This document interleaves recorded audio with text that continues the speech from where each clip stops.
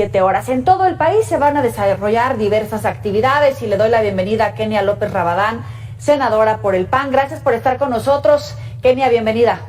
Muchísimas gracias por supuesto por este espacio. Sin lugar a dudas es un tema importante.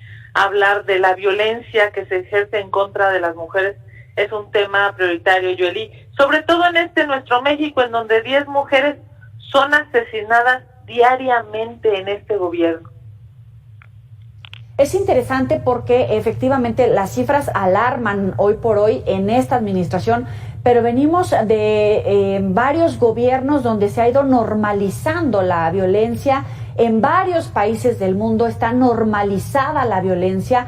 ¿Cuáles son los puntos más críticos de esta agenda que hay que empujar, que hay que acompañar, que hay que hacer cumplir?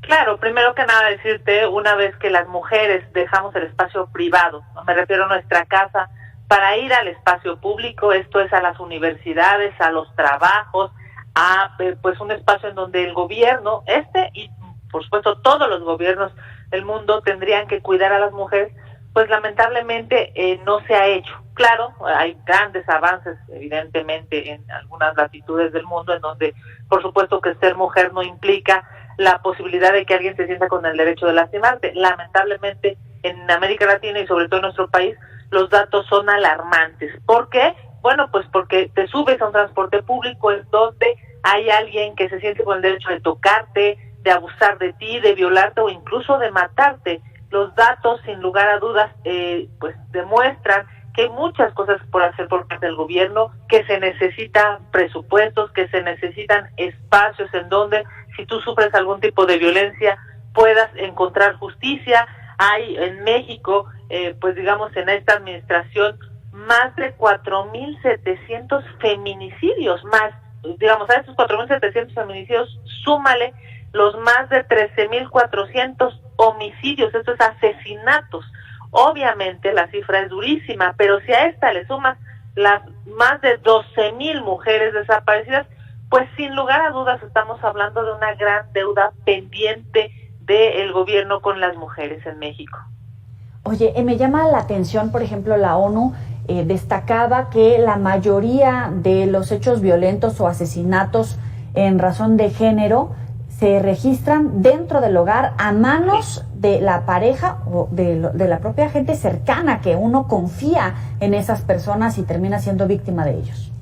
Sí, hemos ido, llamémosle así, evolucionando, pero las primeras luchas feministas en el siglo pasado se daban justamente por eso, porque los reclamos que había, las discusiones en los congresos, eran a las mujeres las violan y las golpean en su casa ante, digamos, las autoridades. Eso era imposible siquiera de aceptar, Yoeli, ¿no? O sea, no había forma de que eso se pudiera aceptar. Hoy está comprobadísimo. A las mujeres se les agrede, se les lastima, se les viola dentro de su casa, ya sea por su esposo, por su pareja, por su novio, por su papá, por su abuelo, por su primo. En fin, son cosas que se tienen que corregir y evidentemente la violencia digamos, más lacerante, sobre todo es aquella que sufres de alguien que en estricto sentido te tendría que proteger.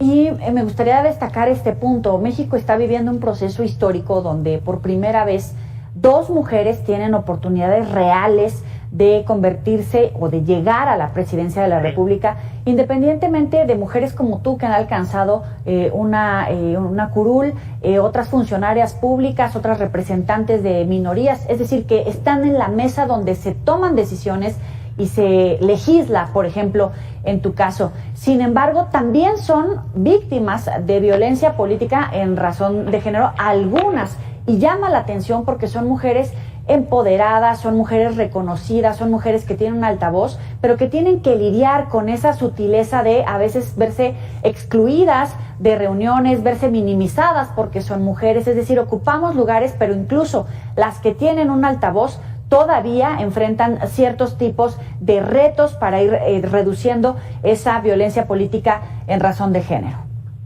Claro, Yoli, hay una gran cantidad de violencias, hay muchos tipos de violencias y sí, por supuesto dependiendo de qué hacemos, qué rol, digamos, estamos teniendo en esta vida. Si tú eres madre, ama de casa, si tú manejas un Uber, si tú eres una empleada trabajadora del hogar, si tú eres una microempresaria o una gran empresaria o incluso una mujer política o aspirando a incluso tener la presidencia de la República, ser senadora, en fin, cada una de las mujeres tenemos distintos tipos de violencia. Lo que es increíble es primero reconocer, que todas las mujeres en mayor o en menor medida una u otro tipo de violencia, pero la sufrimos. Claro, en política es evidente que hay una violencia política porque, por ejemplo, pues te dan el cargo pero no el poder, o quien te termina dando una instrucción pues termina siendo un hombre, o para quien terminas trabajando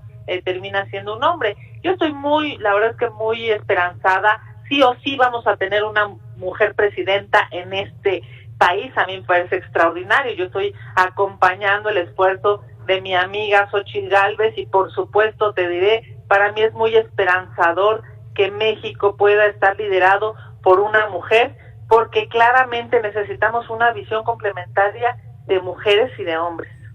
Te agradecemos, Kenia, estos minutos para el auditorio de Mega Noticias. Que pases buen fin de semana y supongo que mañana nos vemos por allá por la marcha. Efectivamente, y por supuesto decirte sin colores partidistas, es claro que esta manifestación, esta lucha de la no violencia en contra de las mujeres es más allá de los partidos, es por las mujeres. Te mando un abrazo. Igualmente, muy buena noche, Kenia, pase buen fin. Bueno, y ya que hablamos del tema, el delito de violencia familiar en México tiene una pena de